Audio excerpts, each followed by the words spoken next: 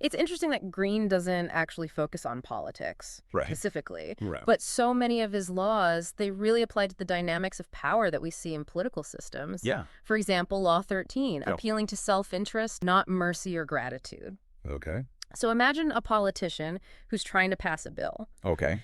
They could appeal to their colleagues' sense of duty or compassion. Right.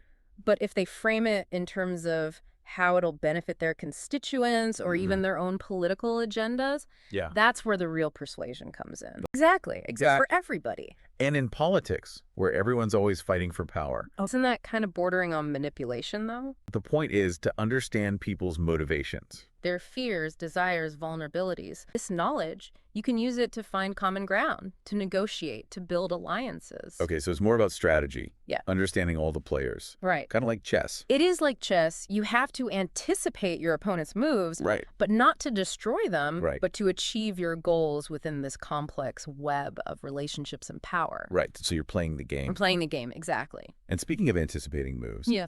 Law 14 comes to mind. Pose as a friend, work as a spy. Right. Information is everything in politics. Oh, it's currency. It's currency.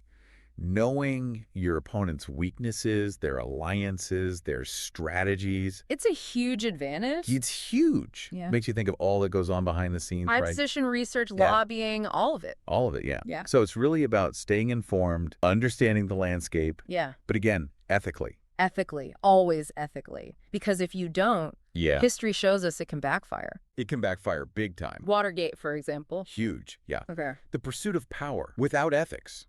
Oh, that's a recipe for disaster. It is a recipe for disaster. Okay. Okay, Law 18, avoiding isolation.